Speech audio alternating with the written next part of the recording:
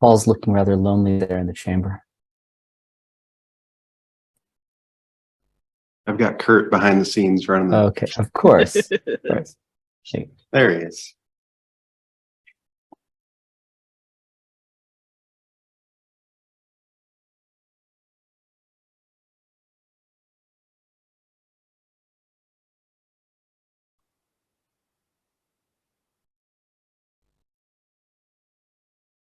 We'll just wait a few minutes. We're waiting for one more voting member.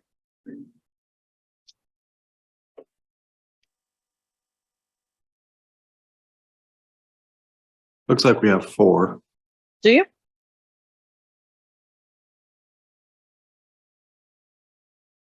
By my account, do you have someone in the person?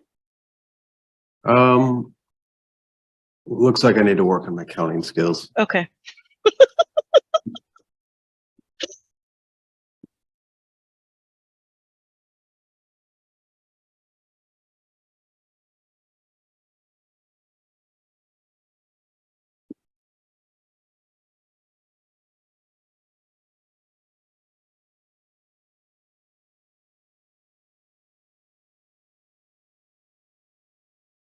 Who else are we expecting?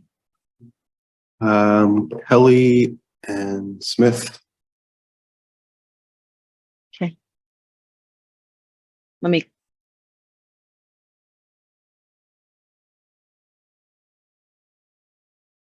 There's There we Allison. go. There's Allison.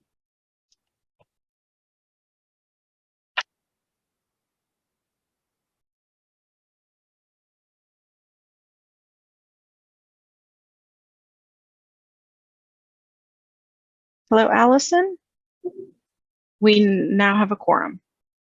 Once we see Allison, she's in the participants list.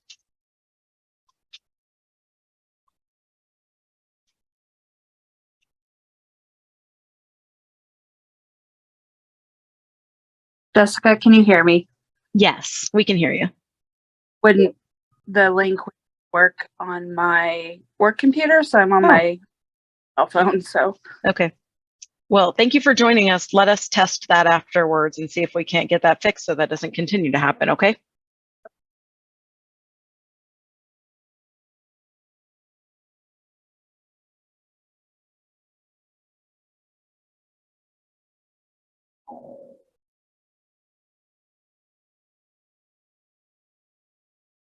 Should we go ahead or do you want to wait for, okay.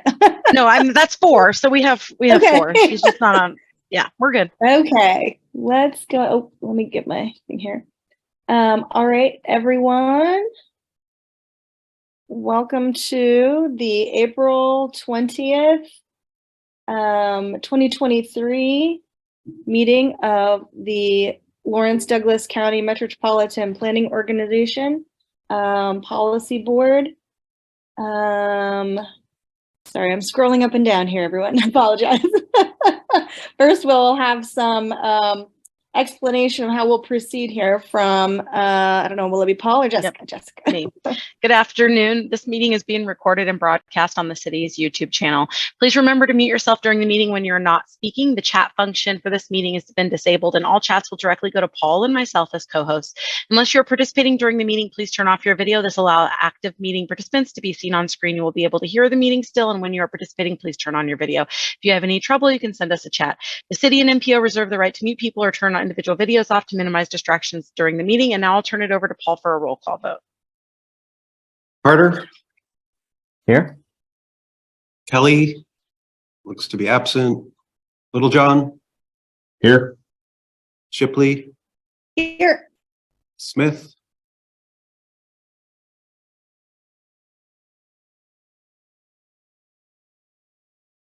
I am here. Sorry, computer issues again.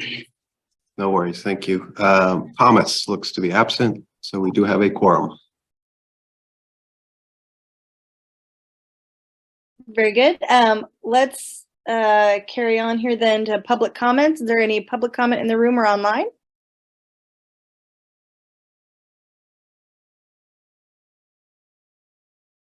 Nobody is present here in the room. And don't see any hands raised online. Great, thank you. That'll bring us to the approval of the minutes from March 16th, 2023. Did anyone see anything that needed to be changed? Or is there a motion?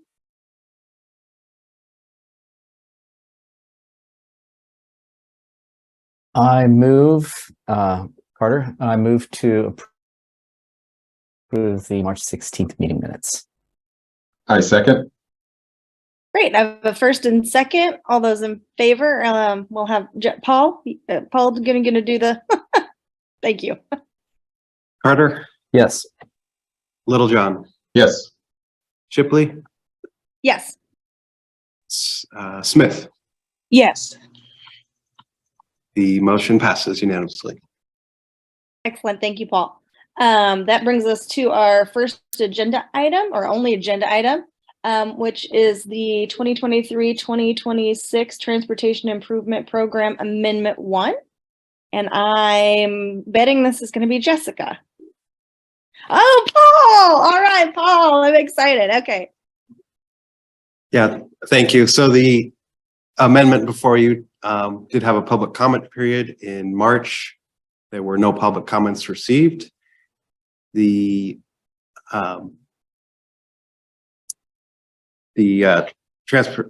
TAC Technical Advisory Committee did recommend approval.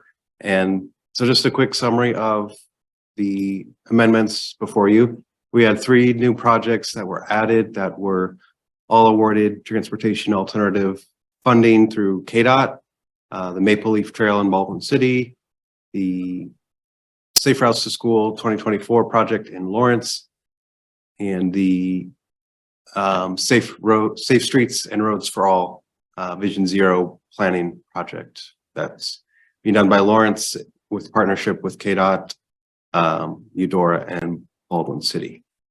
And there were 3 other projects, existing projects, with amendments to funding amounts and years. So with that, happy to answer any questions.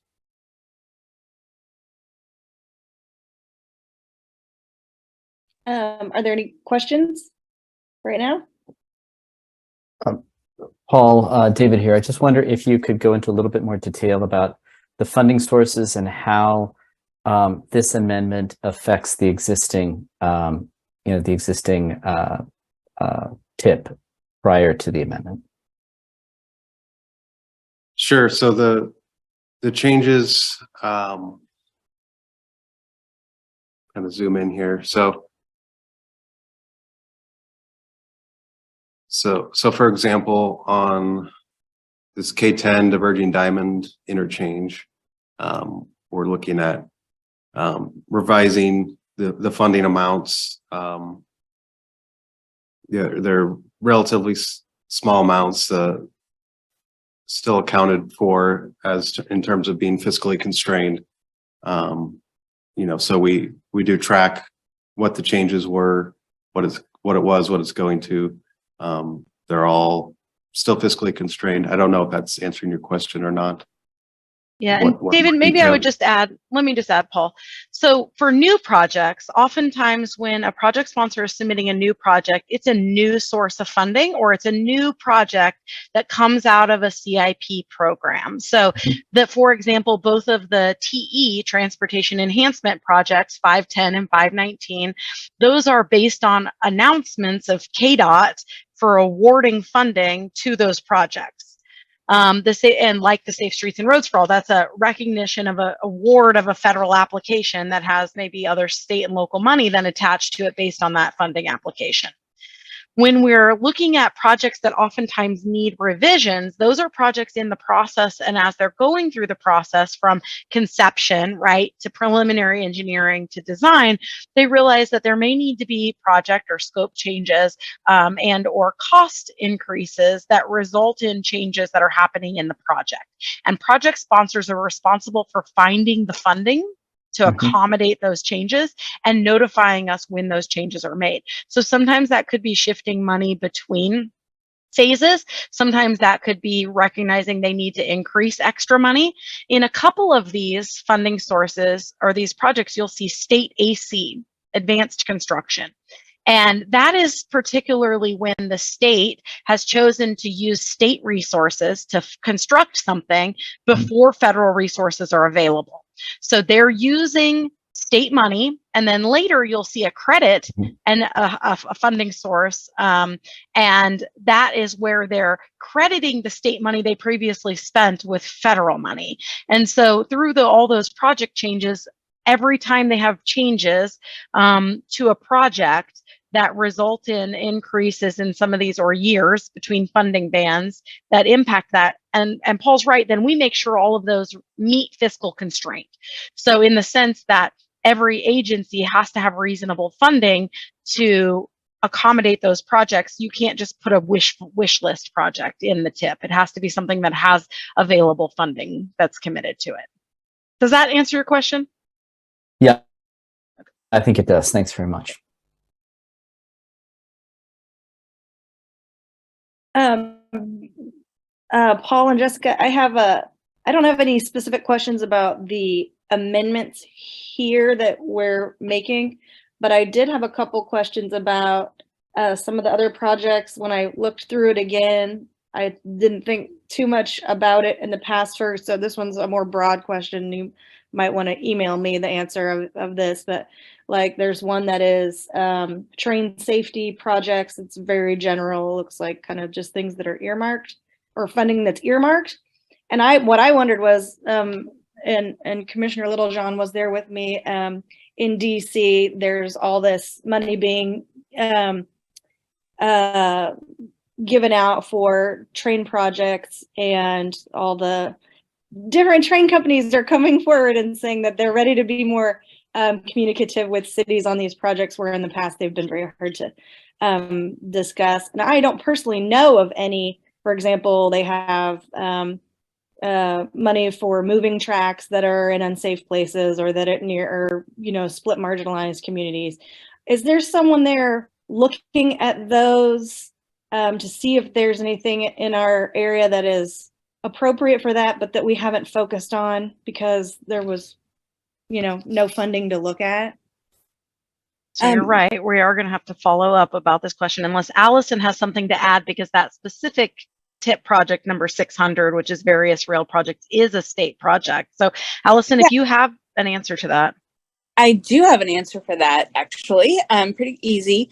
KDOT has HSIP, Highway Safety Improvement Program funds to use on various rail safety projects through the state. In all of our MPOs in the state, we put a grouped project into the TIP for each year of that TIP. Typically, when these projects come up, there are identified safety issues that KDOT needs to address in very short order, often quicker than we can do a TIP and STIP amendment. So that group project in there with a set dollar amount lets us draw HSIP funds from it in order to obligate it with federal highway, so that we can move forward with the project and take care of that safety issue, and not have anything out there where there could be a problem with the public and that sort of thing, and cause a safety problem. So that's why we do that one big project there. If there were any other future identified outside of safety kind of projects through USDOT, we would put those in the TIP separately and that sort of thing. So that one's really just for the urgent needs, just so that we could move forward. That's interesting. Thank you. I appreciate that. And then my more specific question, again, not about the things we're trying to amend here, but you won't be in any way, shape, or form surprised at my asking about the Walker-Russo Drive extension. We still have it down that Lawrence will pay 40%. And for some reason, I thought one of the times that we revisited that, we changed that, and subsequently the cities discussed that additionally. So I just wanted to bring that up and see if that was an older version, if I misremembered that, if that's something you need to look at for the next amendment. Yeah, that would be a project where we're waiting for the project sponsor to update the final conversation based on final political discussion and decision about how that project is going to be scoped and paid for.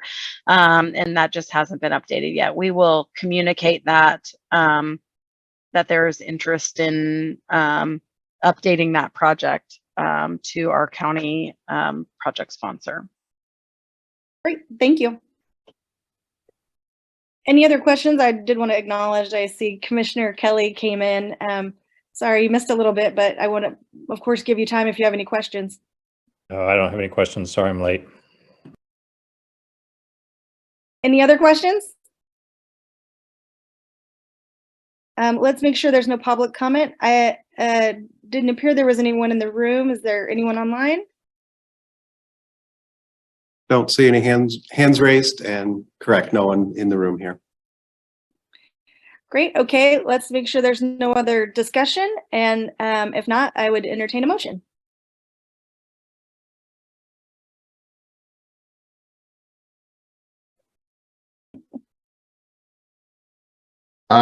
Yeah, I'd move to approve the funding to the 2023 to 2026 Transportation Improvement Program Amendment 1. Allison Smith, KDOT, I'd second. Great. I have a first and second. Paul? Carter, Yes. Kelly, Yes. Littlejohn, Yes. Shipley, Yes. Smith. Yes. The motion passes unanimously. Excellent. Thank you, Paul. Thank you, everyone. That brings us to our quick updates. So our first quick update here is on the annual list of obligated federal funds for federal fiscal year 2022. This is something we put together every year and with working with KDOT and our local transit partners. And this is just an FYI that if you want to see that list, it is attached in the memo, and you should have been copied on an email as well. So any questions, happy to answer those. Any other questions or comments? Oh, go ahead. Forgive me, I'm just going to speak up and say, Paul, could you just give a little bit more context when you talk about funds that were obligated? Are these funds that were paid out? Obviously, we're talking about last fiscal year, so could you just give a little bit more background on that? Jessica, can you jump in on this one?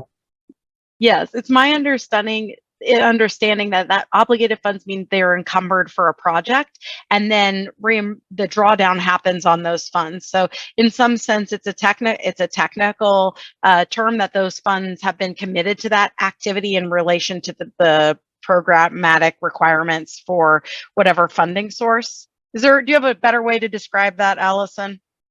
That pretty much covered it. So these are federally required that the MPO produce by the end of the calendar year to reflect everything that was obligated in the region. So like Jessica said, all the funds that were encumbered on projects in order for them to let and go to construction. It doesn't mean that those funds have been fully expended yet, because there's some time as the construction project goes on from each stage. So these go to Federal Highway Kansas and then go to headquarters and somewhere in the whole network of Senate and House and that sort of thing for their reporting. They want to see from all 50 states and territories what all was actually obligated and promised out. So that, and then Kind of an accounting tool. Yeah, it really is. It's we have multiple ways of tracking all that outside of the annual listing of obligated projects, but it's the MPO fulfilling a federal requirement. Got it. Thanks very much. Appreciate it. Mm-hmm. Great. Then I think that brings us to our other business. Does anyone have any other business they'd like to bring up? Not seeing anything here. Then our next meeting will be May 18th, unless Jessica and Paul let us know otherwise. We will expect to see you on May 18th. Very good. All right, Thank with that, we usually just go away nicely. I think some of us have an event after this, so maybe I'll see you all there. Thank you. Bye. Thanks very much.